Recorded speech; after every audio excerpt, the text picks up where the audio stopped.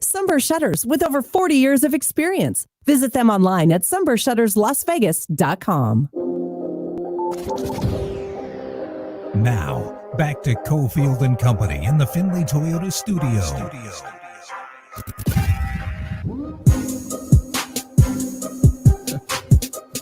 So we were talking about the ban of the Confederate flag. NASCAR comes out yesterday and basically says, hey, this doesn't represent the values we want to put forth. And this is the beginning of it. This is not going to be easy to police this. Right.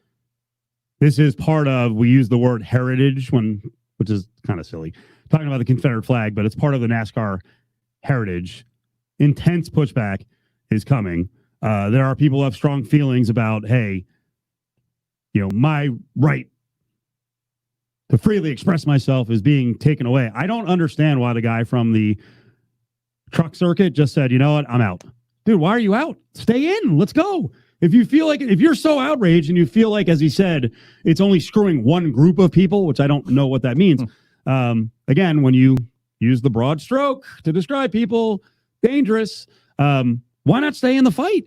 We want to hear from you. Come on. Can I be really honest right now? And I don't care what this does to my brand or how it sounds, but I'm trying to relate here. I used to say the F word a lot. The other F word, right? It's part of growing up in the 80s. It's obviously super homophobic. It's not proper. How did you give it up? That's where I was going. It meant something to me. I used to think, hey, that's a great word. Great use for effect. It really hammered home. Then I realized the people it hurts. I grew up. I met people who were actually gay. And I realized and had conversations to them what that word meant. I was going to say, your view on this is so gay. That was another one where you're like, yes. Why? Now I say lame. I don't need to say that. Now I say lame. Instead of the F word. Your rant. Yeah, no, it's all good. Instead of the F word, I say dork. Like I've changed it, right? If your pride of the South centers around a treasonous flag, you need to find something to be more proud of. You need to take into account what that flag means to an entire group of people. And I'm not even talking black. I mean, I am for the majority, but what that flag means to me is also, I view you as a traitor. I view you as potentially hateful. I'm judging you immediately, and that is based on a lifetime of experience of people who use that flag as armor. So we need to grow, we need to get better, and you also need to admit when you're an idiot, like I am. I grew up. I was an idiot. I did things that make people uncomfortable. I said things that were highly offensive. I tweeted things. I used the F word on Twitter. I found out one day after Barstool Sports went after me and their fans about 7 years ago, and they doxed me, and they were like, well, you're not perfect. And I'm like, oh, boy, you know what? I'm not. So I guess I should thank them for doing that. But again, you have to make amends. You have to be honest about what we are. And for that to happen, you need to make amends. As I said, you need to apologize and you need to grow. And for that to happen, you need to have people speak up. People like Brad Keselowski and others in the sports world. There's Brad Keselowski, NASCAR driver who is actually from Michigan. I think I've spoken about it before. I don't really care for that, for that flag. And I come from Michigan, and I understand it might mean different things to different people. Where I come from, it doesn't mean anything good. Okay. So in Michigan, it doesn't mean anything good. That's the thing. I grew up, Niles, Michigan's 10 miles away from where I grew up. We grew up on the Michigan-Indiana border. The amount of Northerners that fly that flag in the name of pride for the South is so much BS. It is, and that proves it. It's not about Southern heritage. You live in Michigan. And if you're from that area, you know exactly what I'm talking about. Brad Keselowski knows exactly what I'm talking about. What if you're a Nevadan and you have pride for Southern Nevada and you fly it? I would say that's which would be quite the juxtaposition when you think about it, because this state is sort of reversed with the whole North-South thing. Good point. I didn't even think about that. And you're like, go South. Yeah. Well, I don't know if that, pun intended, really flies here. Yeah, Southern pride in Nevada means an entirely different thing than it might mean in the rest of the country.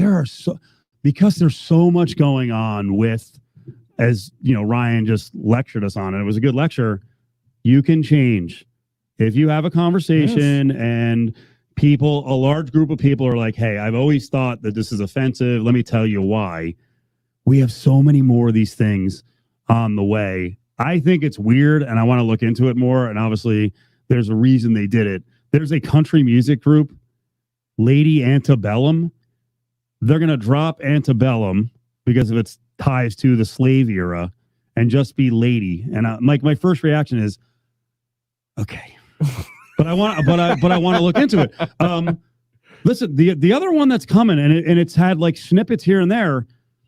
UNLV's logo, the Rebel. This is going to be a highly charged deal. Wow. With its roots. Here's another one in state. Yeah. I'm looking at Reno and wondering, all right, it's now a good time to come out from behind whatever rock you've been hiding behind on Kaepernick. Many people consider, I know people are going to hate this, many people consider Colin Kaepernick to be a hero for this cause, which is now blowing up. A great example. My God, he went to Reno. How is he not up on a friggin' pedestal at that school? And they're just starting to, okay, well, we hid from this because it wasn't the right side to be on. You know, peeking out behind the rock. They're like, oh, 53% now, 58%, 62% are behind the peaceful protests in the NFL and the kneeling. All right, maybe we'll come out and be proud of Colin Kaepernick. They should have always been proud of Colin Kaepernick. So I know there's a lot here. Well, I want to go back to what you said about the Rebels. It's like stages are coming about conversations and change and things that offend people. And in this state, we're going to have, the school here, UNLV, and the logo. Right. Hey, you're very proud to tout one of the most diverse student bodies in all of the country. And then Reno's got to deal with, hey, folks, you have a guy who people consider a freaking hero. Why doesn't he have a statue? Why are you not, basically like your slogan should be like any little town, right? Where they've got something up. Hey, the home of this. Hey, the school of Colin Kaepernick. Yeah. Are they ready to do that? Well, they should. I mean, it would set them apart, but that's beside the point. Going back to the Rebels and essentially, I don't know if this is the right phrasing, but PC culture coming for the Rebels, right? Not that this necessarily has anything to do with political correctness, but I'm just trying to be relatable, right? It's a lot different than the Confederate flag because the Confederate flag stands for, well, the Confederate battle flag, the Confederacy, a group of traitors, et cetera, et cetera. It has hate attached to it. The Rebels, in theory, the name, okay, you could draw that comparison, but the logo, the UNLV running Rebels, that doesn't inspire hate. Now, it may up north, right? Okay, there's rivalries within sports, but it's not a hateful imagery, right? Same issue happened in Chicago with Chief Blackhawk and the Blackhawk logo, right? That was a big talking point, and it still is.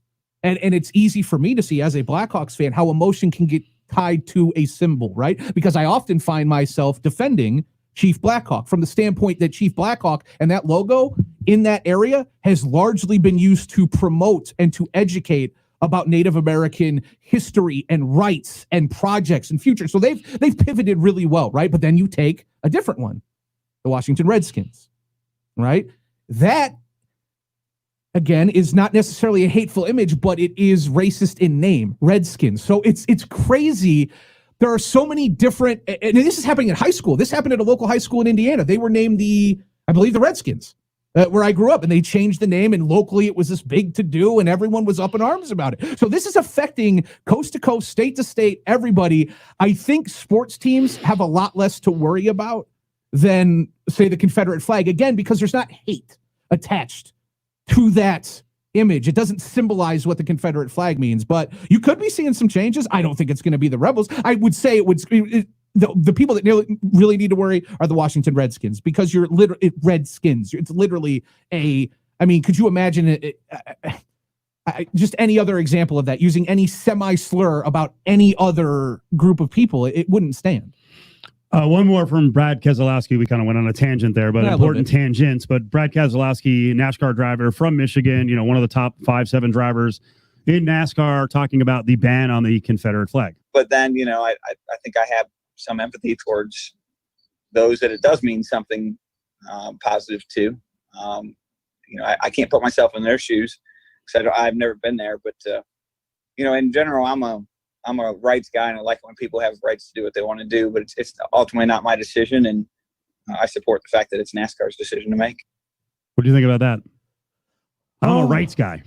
I think, listen, it's difficult because we just had a KKK rally that went viral, within the last 24 hours. They have the right to go out there and hold the swastika up and hold the KKK flag up and to promote hate, right? Now, that wouldn't fly in other countries, specifically Germany. That would be shut down on site. Is Germany any less because they don't allow Nazi flags out in their hate, out in their street, that they don't allow hate to permeate? I don't know. Now, the Confederate flag is obviously not a swastika. I understand that. But again, I go back to, what does that mean to other people? What is that? It's just, to me, the juice isn't worth the squeeze, right? It's just, it's a private company, essentially NASCAR. Your people are paying to come in. You can choose to not serve anyone you see fit, right? So if they want to bring a flag in, you're not saying you can't hang the Confederate flag outside your window or outside on your porch. You just can't bring it into our sporting events. And I don't think this is, I can't, there's lots of stuff I can't bring into events that I might want to bring into events. Now that I can't. It's the rules. You know what I mean? So I think Kozlowski is very American in his answer, and I have no problem with that. I appreciate that to an extent. I do think freedom of speech is one of our most important, rights as Americans. But again, it's also NASCAR's choice and freedom to not allow people to bring a treasonous flag into their infield. I get it. Join the conversation on Twitter at ESPN Las Vegas. The COVID